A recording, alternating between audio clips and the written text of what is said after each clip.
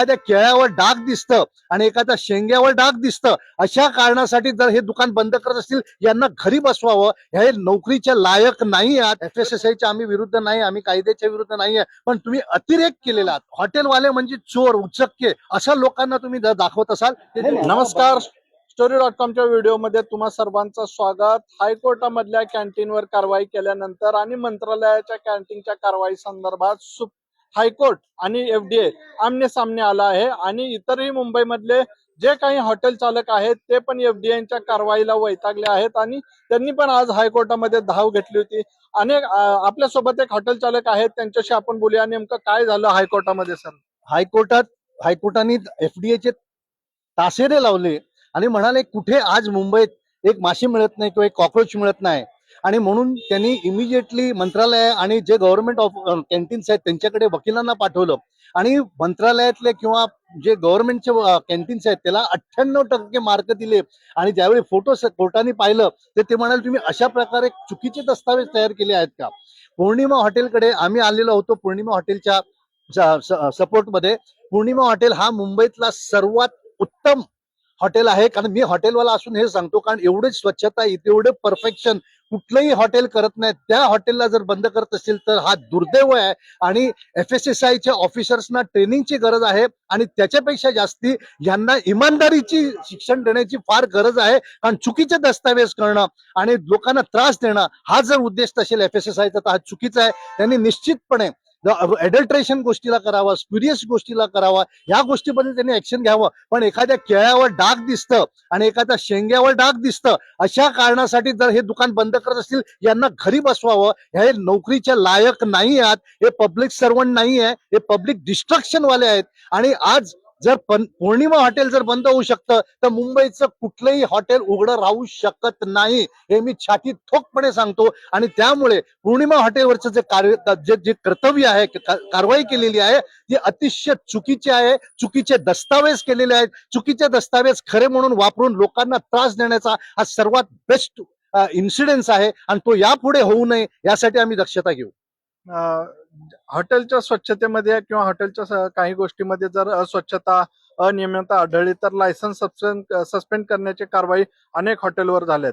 त्याच्यामध्ये काय हॉटेल मालकांचा काय तोटा आहे आणि असं डायरेक्ट सस्पेंड करणं योग्य आहे का? पहिली गोष्ट, section 32 of the food safety act प्रमाणे तुम्ही इम्प्रुव्हमेंट नोटीस, त्यांना नोटीस दिली पाहिजे की तुमच्या ह्या चुका होत आहेत, तुम्हाला हे इम्प्रूव्ह करायला लागेल. आणि 15 दिवसांनी जर ते चुका नाही केले तर मग तुम्ही ते योग्य ती कारवाई करा. पण पहिल्याच इन्स्टन्सला पौर्णिमा सारख्या बेस्ट हॉटेलला, जिथे आज मुंबईत कुठल्याही हॉटेल त्याच्यावर कम्पेअर होऊ शकत नाही, अशा हॉटेलला पहिल्याच दिवशी 5 तासाचं इन्स्पेक्शन करून बंद करणं हे संपूर्णपणे इलिगल ऍक्ट आहे. आणि पब्लिक सर्वंटला हे कल्पेबल नेग्लिजन्स आहे. आणि त्यामुळे कल्पेबल नेग्लिजन्स मध्ये अशा माणसांना नोकरीतून काढून टाकावा, अशा माणसांना नोकरीला ठेवू नये, हेच आमचं म्हणणं आहे. दुसरी गोष्ट काय म्हटलं तुम्ही?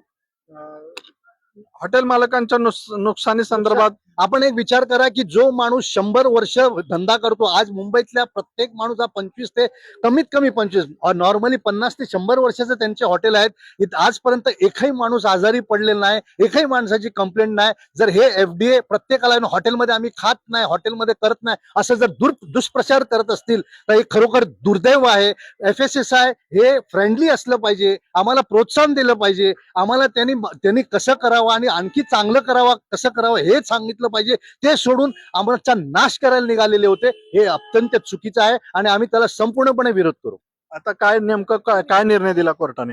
कोर्टाने निर्णय असा दिला की ह्यांचा रिपोर्ट अतिशय चुकीचा आहे. जो पौर्णिमा हॉटेल आणि बाकीचे हॉटेल जे आहेत त्यांना इमिजिएटली त्यांचं सस्पेन्शन कॅन्सल करून त्याला इम्प्रुव्हमेंट नोटीस म्हणून समजावं.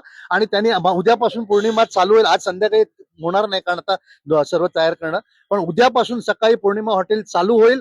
आणि हे सिग्नल जाईल FSSAIला की तुमची दादागिरी बंद करा, योग्य प्रमाणे काम करा, कायद्याने काम करा. आम्ही तुमच्या बरोबर, हॉटेलवाले तुमच्या बरोबर आहेत.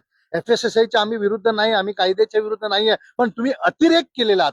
तुम्ही प्रत्येकांना हॉटेलवाले म्हणजे चोर उचक्के असं लोकांना तुम्ही जर दाखवत असाल ते जे चुकीचं आहे. आणि आम्ही ते हॉटेलमध्ये खात नाही असं म्हणून तुम्ही जे टीव्हीवर देता, हे कुठेही गेला का टीव्हीवर ऍडव्हर्टाईज म्हणजे लोकांना हे करता, तो डिफेमेशन आहे. तुम्ही मोठ्या मोठ्या चोरांचे जे हायकोर्टात आपल्या बँकेत लाखो हजारो कोटीचे फ्रॉड करतात, त्यांचं नावं द्यायची तुम्ही पाठी लापून ठेवता आणि आमच्यासारख्याच्या केळ्यावर एक काळं दिसलं म्हणून सस्पेंड करण्याची गोष्टी तुम्ही लोकांना दाखवताय, हे चुकीचं आहे. फक्त पौर्णिमा हॉटेलवरचीच कारवाई हटली की इतरही हॉटेल? आणखी एक रेडिशन म्हणून आहे, त्याची पण कारवाई हटलेली आहे. आणि इथे 2 होते, आता सोमवारी तिसऱ्या हॉटेलचं हिअरिंग आहे.